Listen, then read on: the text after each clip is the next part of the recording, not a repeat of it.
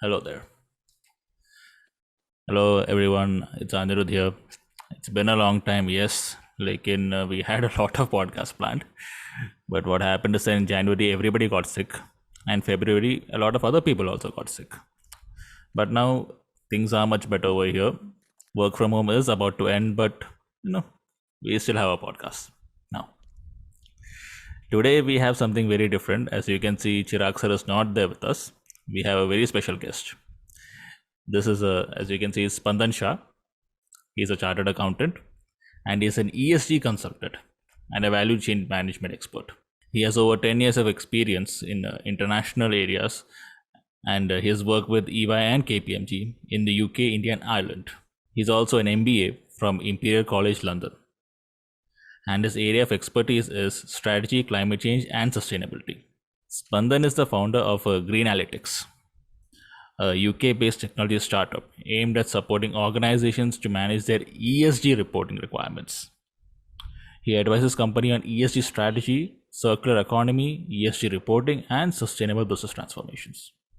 He's also authored various articles regarding ESG and sustainability, and he's also an active volunteer for an Ahmedabad NGO for underprivileged kids.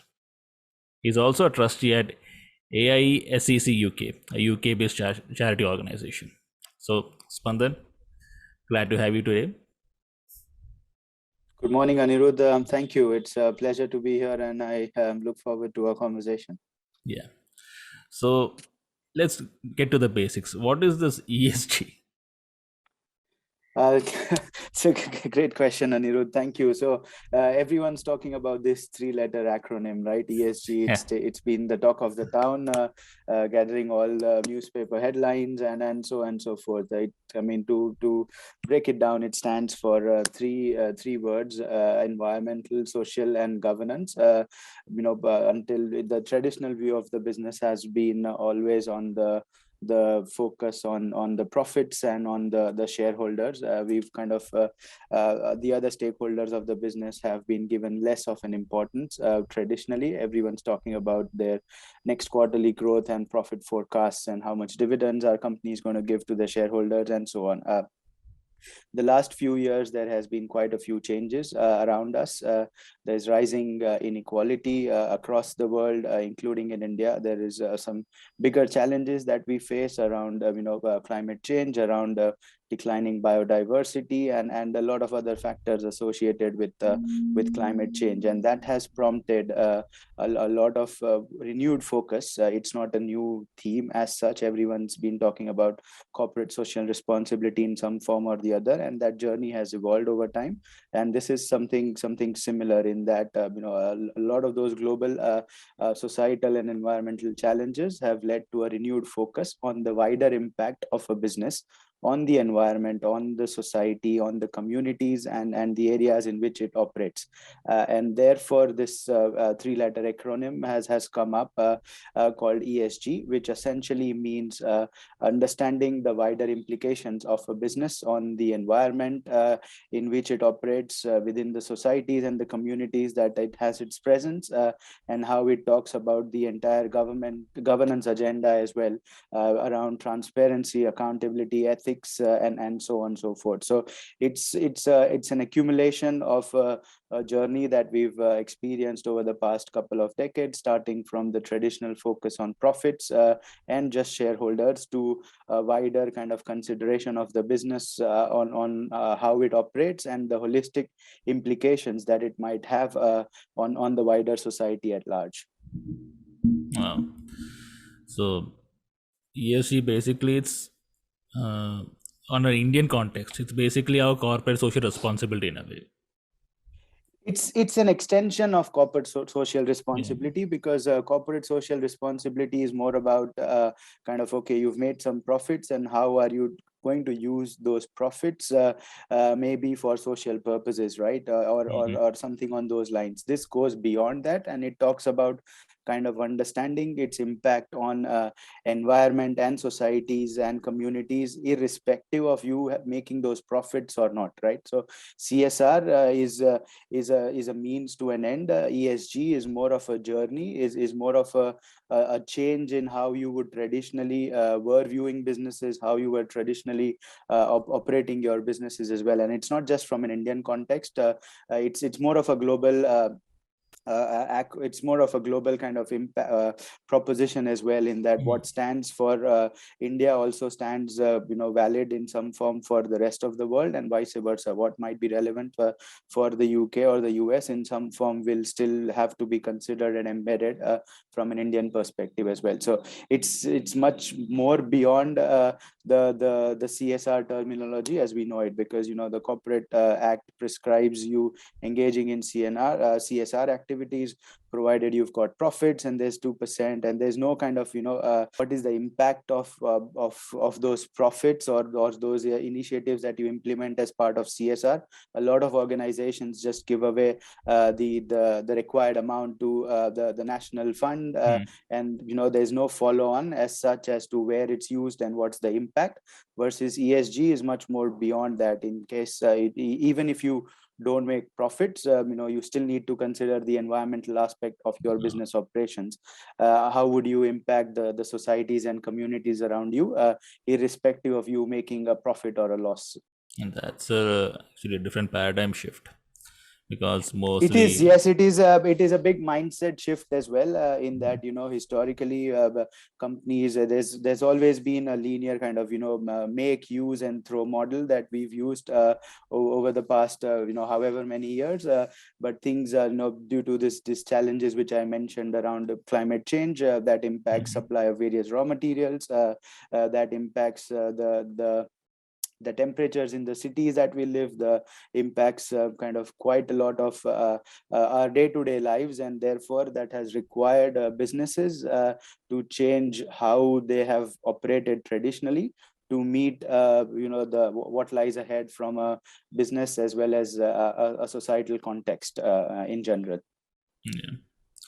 No, because this looks ACC also has articles about this, and I've read about this, and the first reaction which I had is, this sounds very good for a developed country like UK or USA or European countries, especially the Western European countries, which are very well off to do. But countries like which are still developing, like any Eastern European country or India, we we are actually we just hate compliance, and the only reason why we adhere to compliance is the cost of non-compliance. So ESG, whether I mean, this entire paradigm itself looks a little scary for many people who are in developing countries and such areas. But the thing is that what is the actual legal aspect behind it? So, I mean, there's a couple of things that you mentioned, which I do, maybe pick up first before I go to your question. So you said that, maybe it looks a bit more challenging from a developing country perspective, like India, right? But if you see the science behind climate change and what's happening out there, India is actually one of the top 10 countries which will be impacted by climate change. The latest IPCC report, which came out last week, talks about us kind of reaching the increase in global temperatures within the next few decades, right? Versus Paris Agreement, which happened in 2015, asked us to limit it by the end of the decade. So we're clearly on a very kind of expedited trajectory around the whole climate change and what's happening out there. And India is one of the countries which will be impacted heavily. So I sit in Ahmedabad right now today, and it is at the risk of frequent as well as more prolonged heat waves. Anirudh, you are in Mumbai right now, and Mumbai is at the risk of severe flooding over the next decade, right? In fact, Mumbai city came up with its own net zero plan by 2050. So cities as well as state governments across India are recognizing the implications and are working out policy changes so that we are able to adapt to what lies ahead for us. In fact, this finance budget as well, which came out in 2022, in February this year, lays out various kind of policies and initiatives on the whole climate and the wider ESG agenda. So it's a sustenance thing for corporates in India and the rest of the developing world, because they in turn unhelpfully are going to be unproportionately impacted by the climate change and the rising inequalities. So while the contributor to greenhouse gases and global kind of let's say temperature rise, our per capita contribution might be lower, but will be disproportionately and significantly higher impacted by the climate change and declining biodiversity. So for businesses in India and the rest of the developing world, it's more of being prepared. It's more about being able to survive, adapt to what lies ahead in terms of the climate informed landscape of the future. And there is kind of the other point you mentioned was around compliance, right? So compliance, irrespective whether it's corporates in India or everywhere, is at the least of the priorities unless there is penalty consequences involved. Having worked across and with some global corporates, everyone kind of hates compliance, whether it's us doing our personal tax returns or corporates working out some reports. But this is much more beyond compliance, in that focus on ESG can help drive values for businesses, in the sense that there are opportunities for business to consider how they have operated traditionally, embed some of the principles and a renewed focus on the environmental front, on the social front, and kind of materialize value creation opportunities. For example, the plant-based meat market is growing globally, but also in India, right? Alternative food sector is kind of the next big thing as well. So is the whole renewed focus on electronic vehicles and hydrogen and a lot of things. So people are moving away from traditional kind of single-use plastics to jute bags, to kind of and making sustainable food choices as well. So there's opportunities for organizations to capture this shifting consumer trends and preferences, to, let's say, come out with new products and services, to enter new markets, and kind of grow their top line in some form. And from a cost perspective, right, the whole kind of linear model, the make, use, and discard is kind of questioned, and that makes sense, in that there's the more you recycle, the more you reuse, the kind of you can be a lot more efficient from a resource utilization perspective, and in turn can kind of realize some cost savings, which impacts the bottom line in a positive way. So there's value creation opportunities by focusing on ESG and embedding some principles like circular economy and so on. And there's a growing kind of capital markets linked to ESG and sustainability goals. So in the UK, I've seen a lot of corporates getting investments, getting loans from financial institutions which are tied to sustainability and wider ESG goals. If that is the case, the rate of interest in on those loans is potentially lower than the traditional financing options, and therefore companies can reduce their cost of borrowing. So there Again, is an having incentivization over there. yes, there is an incentive, but also an imperative, in that the where the trend is, where the capital markets are going.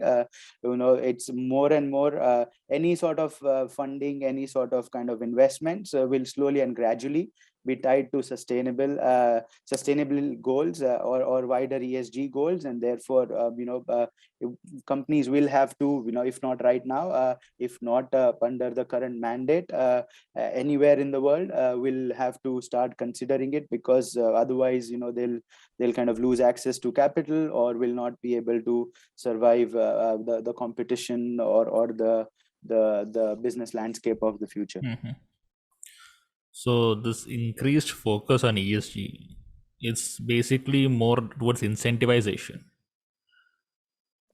It's a combination in the sense that obviously with growing focus and new regulations coming up, like in India you have SEBI, which has mandated top 1,000 companies, listed companies by market cap, to produce or disclose ESG data in the form of business responsibility and Yeah. sustainability report. That regulation comes into practice from 1st of April 2022, so the upcoming financial year.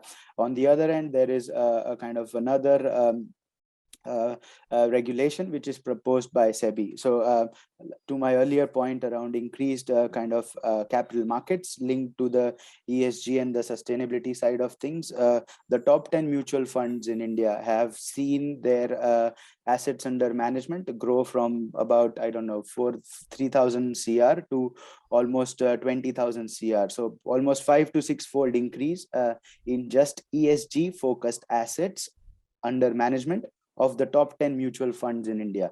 So the SEBI is coming up with a new, or has proposed a new legislation which talks about the fact that these ESG mutual funds can only invest in companies which disclose ESG data. Right. So directly, it is top 1,000 companies which are mandated to disclose this. Indirectly, potentially, every other listed company that wants any funding or any other mutual fund that wants to invest in a company will have to start considering ESG, because even to disclose data, you need to start thinking about it. It's not an easy thing to just pull that number out of nowhere. There are practical challenges which will have to be considered, and therefore, it's a case of compliance, but also kind of access to capital also being relevant in the shifting consumer trends and mindset as well. Well, SEBI is working towards an incentivization of this, and it works both ways. It's there is a reward for this. But the thing is, let's assume there is a company or any entity which is functioning in the normal way. They are not under ESG. All right, it's Yeah. a manufacturing company. Now, suddenly for access, they want to shift to an ESG perspective. What do you think the procedure should be at the beginning? So it's I mean, like I said, it's more about a change in mindset rather Mhm. than a check the box exercise in that you do three things and you suddenly ESG compliant. I think that's not the case. And the other thing is to see the benefits of your sustainability, your ESG journey will take some time. So it's a change in mindset from just the focus on profits and shareholders to the wider implications of the business, but it's also a change in mindset in terms of the timeline and the horizon that you are looking at to reap the benefits of the changes which you might start right now, right? So you can't suddenly reduce your water consumption by 40 or 50% overnight. You need to start thinking about it, and gradually over a 6 month or a 9 month or a 2 year period is when you will realize the benefits of investments in technology or a change in process that you might consider from a manufacturing perspective, or any other industry sector as such. So two things around the change in mindset, but also in terms of kind of where exactly should companies start. I think it's a case of just assessing and looking at their end-to-end value chains and their operations to identify which aspects of their business might be at risk from climate change, might be at risk from the social implications that we are seeing in the society. And by that I mean, like I said, the two examples of Ahmedabad and Mumbai. So if you've got a factory in Ahmedabad which potentially is going to be under risk of severe and prolonged heat waves, how do you ensure that the workers that are in your manufacturing facility in or around Ahmedabad are provided the right kind of environment in terms of temperature within or protective gear or something on those lines, which will ensure that workers can still function in a prolonged hotter temperatures within the factory premises, right? So that's one thing. In terms of Mumbai, maybe you've got your facility around Mumbai, you'll have to start considering what might happen if suddenly there's heavy rains and there are floods around you. So it's more about kind of starting to understand which aspects of your value chain might be impacted. Droughts or heat waves or floods is just one aspect. There's multiple kind of elements of the wider climate change agenda that might impact in some form businesses across sectors, and therefore every company, irrespective of the industry sector, will have to start assessing which element of its operations might be at risk from the whole climate change side of things, from the social side of things, from the governance, ethics and transparency and accountability perspective as well, and trying to then overlay the risk mitigation side as well as the value creation side of things to kind of become a lot more sustainable gradually over time. As I said, it's not an overnight success. You can't turn on a switch and suddenly say you are an ESG compliant company, you are a sustainable company, but you need to start right now so that gradually over a period of time you are a lot more ahead in your organization sustainability journey. And the benefits can be, as I said, increased access to capital if you are a listed company, a potential higher valuation irrespective of whether you are a listed or an unlisted company, but also ensuring that you are complying with the applicable regulations and taking advantage of the shifting consumer preferences in India but also globally. Yeah. See, the environmental aspect is quite easily measurable, right? Yeah. You have these targets and all, but there is also an ethical aspect to this. Now, ethics, the problem is it can't be measured. And the world right now, with the current Russia-Ukraine crisis, we are virtually entering another Cold War. This ethical aspect, which is not measurable by numbers. Yeah. Environment, I can understand. You wanted to cut your carbon emissions by 10%, 20%, achievable. You want to check your water consumption again. Absolutely fine. But this ethical aspect, which cannot be measured and which changes from place to place. For example, if an American company wants to invest in an Indian company and they say they have ties with Russia, then they'll hesitate because every single American company is pulling out of Russia at this point of time. The thing with ethics is that how do you measure that, or how do you, go about that aspect of it? Absolutely, Anirudh. That's a great point. And ESG is in some form is subjective, right? What is relevant for my organization might not be relevant for your company, or you might view things quite differently. And ethics, as you pointed out, is one of those areas where there's no kind of strict kind of measure in that, okay, I'm reducing my water consumption by X percentage or carbon emissions by Y percentage.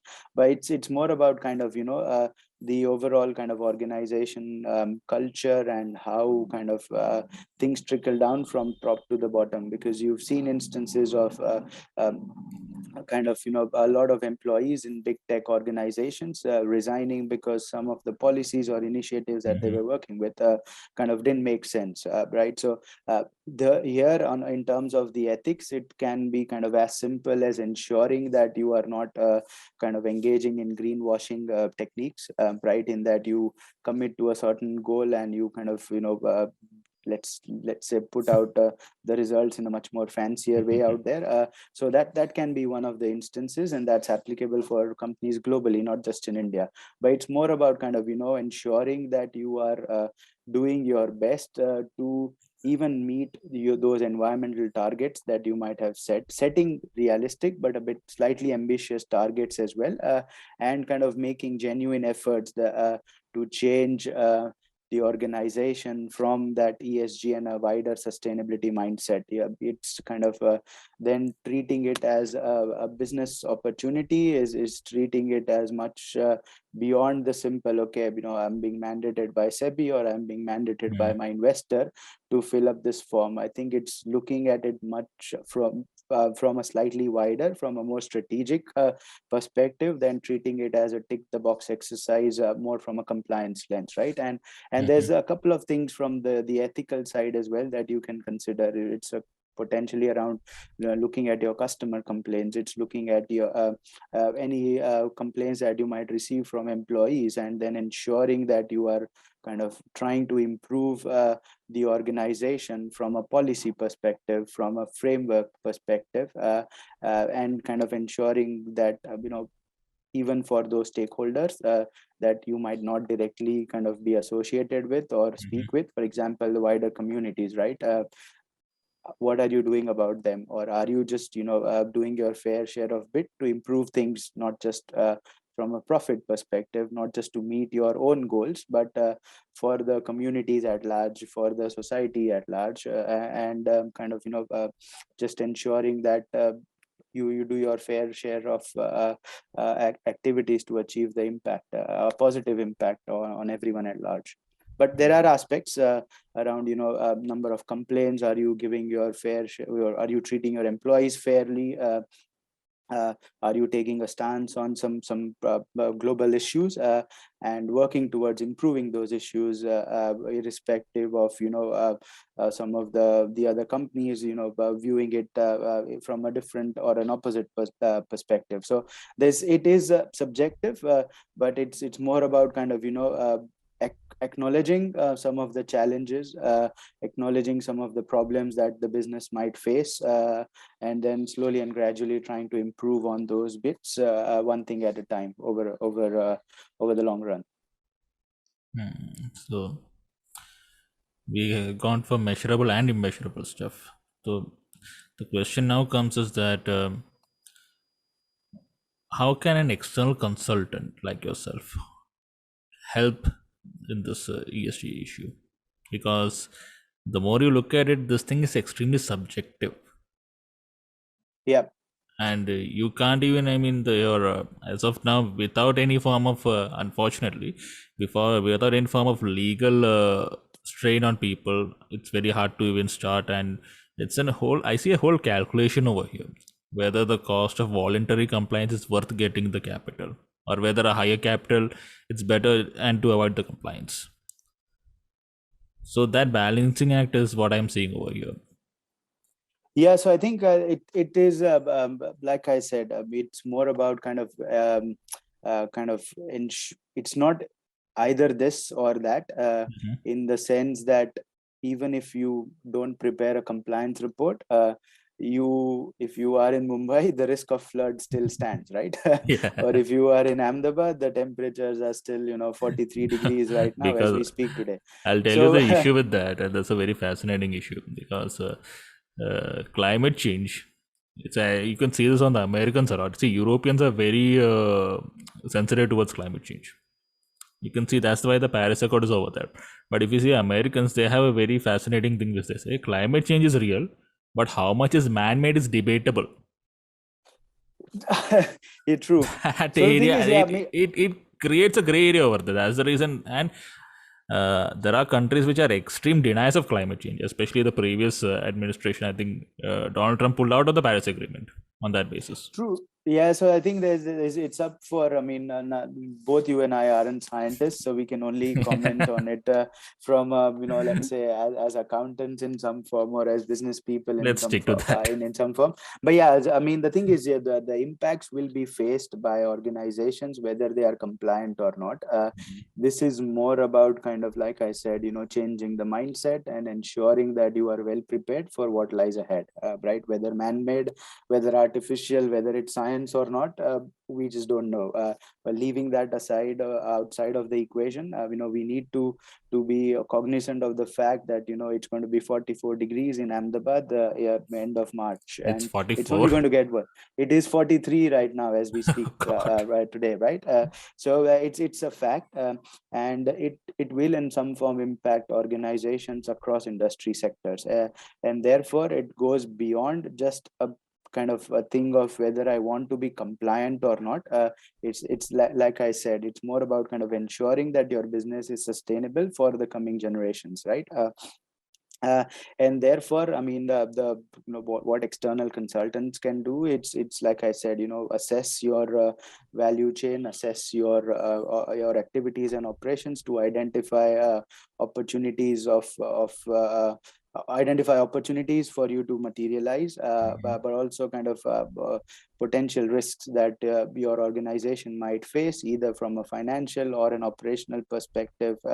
So the IPCC report, which I mentioned, right, it also talks about another aspect which India might face in the future, in that the production of rice is going to decrease by 10% from a southern India perspective, right? And it's not just rice. There is a declining biodiversity and the pollinator population as well. So for companies which rely on agriculture as some of their main raw materials, will have to consider shortages of their key raw materials at some point in time and adapt their supply chains and their products and R&D designs to ensure that things are fit for purpose, right? Or they account for potential disruptions as well. So it's kind of assessing the value chains, considering a slightly long-term view to identify areas of opportunities and potential risks, to then come up with some sort of an approach which aligns across the organization in a consistent way, and kind of work out gradual steps, simple steps potentially around, okay, have you got all your data together? Are you looking at the right matrix? Are you looking at the right guidelines? Are you calculating things in the right way? And then slowly and gradually eventually help you with compliance if you don't have the resources or the capabilities around that, and then repeat the cycle periodically through monitoring and ensuring that you are progressing over quarters towards your end goal of becoming a lot more sustainable and meeting those targets if you've set yourself any of those. So it's a combination of a slightly long-term strategic commercial view as well as your short-term operational aspects that external consultants can help you with, and it could be, like I said, purely routine compliance if you were to treat it that way, but they also support you in kind of generating value from ESG in some form or the other. Yeah, so it's more of a move from simple supply chain to value chain in a way. Yes, and kind of there's a couple of things there in the sense that it's, while it is not as spoken of yet in India, I come Because from London, for and people who then don't know, CSR is optional in India. Okay. It is still So optional. If you don't comply, you just have to give a reason for non-compliance. There is no monetary penalty for that. Still. yeah, so got it. So yeah, I think it's more about kind of the fact that you treat anything, including CSR, as beyond just a tick the box and a compliance exercise, because there's value to be generated out of this. So kind of where I was getting on to your point around moving away from supply chain to the whole value chain is less spoken of here in India, but in the US, in Europe, including in France and the UK, there's the right to repair legislation is Yes. For making a lot Apple, of yes, it came. exactly. So it's making a lot of noise and headlines, right? So electronic waste, for those of people, everyone might be aware, but electronic waste is one of the largest growing category of waste globally, right? A fun fact in some form is that 1 ton of electronic waste produces more gold than 1 ton of your mined gold Yeah. ore, right? Even, And even potentially at the lower Tokyo resources. Olympics, even the Tokyo Olympics medals were made Yeah, out so of they had the medals recycled, kind of, from or rather recycled electronic waste. extracted gold and precious metals from electronic waste. So the thing is, if I talk about or consider right to repair, as you pointed out, Apple has kind of introduced a repair shop. The exact terminology I'm not very sure, but it has introduced a repair clinic or a repair shop where they will provide spare parts and Spare parts. materials for the iPhones. France from last year introduced a repairability index, Yeah. and some of the electronic items, as part of the legislation, have to show a scale or a score of how repairable these electronic devices are, right? So it is gathering a lot of noise. There's 27 states in the US which have Yes, right to yes. repair bills in their parliament. UK has already introduced it, and European Union is considering it as well.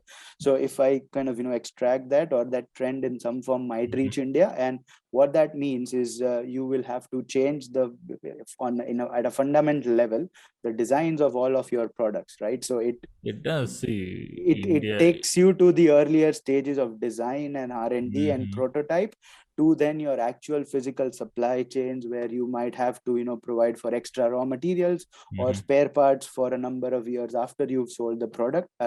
And then it also kind of potentially means that at the end of those useful life of those products, you'll have to recollect them and ensure that you are recycling them and working it out. So it therefore in some form will go beyond your physical supply chains to your end-to-end value chains, with or within your control, or at some instances which might be outside of your control as well. Well, Apple always uses the privacy debate because they're so afraid of their phones being hacked.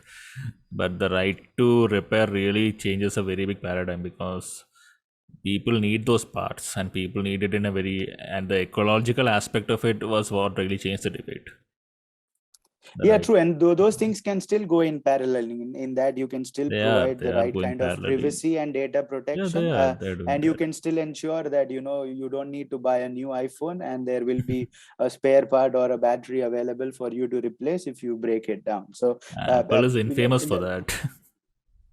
it can still, yeah, true. I know it's changed, but the thing is, there's lawsuits again coming up across those tech companies, in that why would I need a new charger? I can still use it from my old phone or something on. So the thing is, even Brazil actually fined them.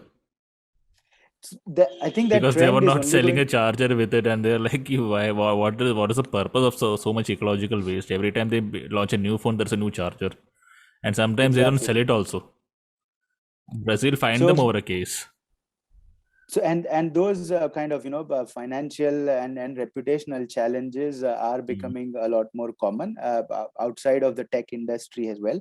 And therefore it's like I said, it's a change in mindset, but it's also a change in horizon, in that you suddenly can't change the design of your phone or your electronic device within a quarter. You will have to start working on it right now, and you might realize or materialize that in the next quarter, or the quarter after that, or a year after that. So it's a combination of a couple of things.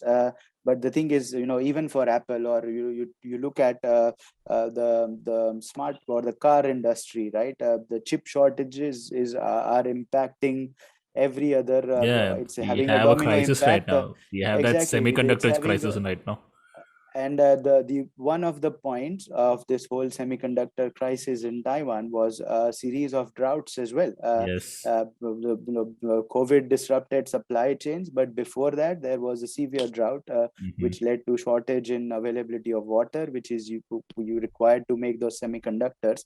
And it's not just the tech industry or automotive industry is being impacted, and so is the electric industry around every kind of refrigerator or TV or any electronic device is now using those chips, and therefore it's having a domino impact in some form. They're calling it the chip add-on.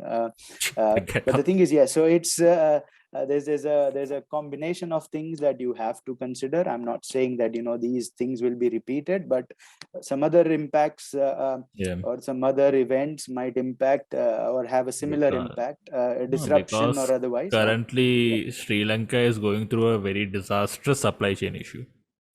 Inflation is out of control over there. Everywhere, I think coming from the UK, right? It's the inflation is around 6.4% or 6.2, which is historic highs for the last 3 decades. So I think it's that's not that. See, when we look at an Asian country, we look at 6.4 is nothing for us. And if you look at America, that's 7. America is crossing 7, but Sri Lanka is almost reaching Venezuela levels of inflation. So it again, so that's that will potentially lead to a bigger social problems around inequalities and etc. And therefore, even from a policy, if you are a government, if you are or a corporate, there's some things that you can consider, because inequalities might then mean a completely different thing for your business as well. So I think you need to consider all of these.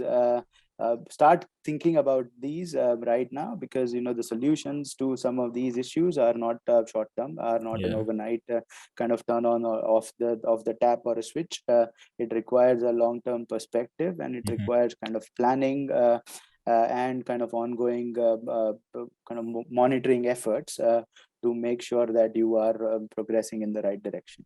Yeah. So, Spandan, finally, it's been a great conversation. So, let's go on to you. How did you come about to Greenalytics? What was your, shining moment in this entire thing? I mean, I've in some form, like you said, I've worked with Big Fours for a decade. But during all those all those years, some form of the social side or the impact side has been a constant. So I've been associated with an NGO.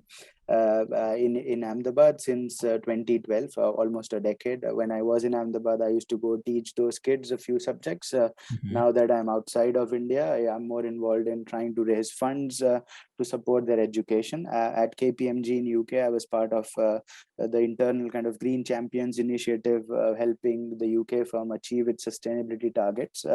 And then I'm a trustee at one of the UK-based charities as well. So some form of giving back to the society has been a theme along my life as a Big Four consultant. And I kind of wanted to just transition from a specialist tax focused role to a strategy, a commercial side of things, but overlay impact in a lot more kind of wider way. So and therefore this study at Imperial College with a lot more focused on climate change and sustainability, and since then I kind of wanted to leverage my value chain skills, having worked at the Big Four firms for over a decade, to overlay the aspects of climate change and sustainability in a much more wider way to achieve kind of a larger impact, so as to say. And through kind of that thought process, the idea of Greenalytics came to mind, in that a lot of small and medium scale or even large enterprises might struggle to start with their sustainability journey. They might be aware, or they might have resources or capital to work it out, but for those who don't, or for those who need potential support, it was more around kind of working with them, helping organizations to kickstart and or accelerate their sustainability, their wider ESG journey, and which was the starting point of Greenalytics. It uses data to help organizations kind of generate actionable insights to identify opportunities or risks from an ESG perspective for their business. And as you said, the reporting side is something, or the compliance side is something that organizations cannot avoid. And this software then kind of to the extent possible will help organizations automate their reporting, their compliance, their recurring kind of documentation requirements as well from an ESG perspective.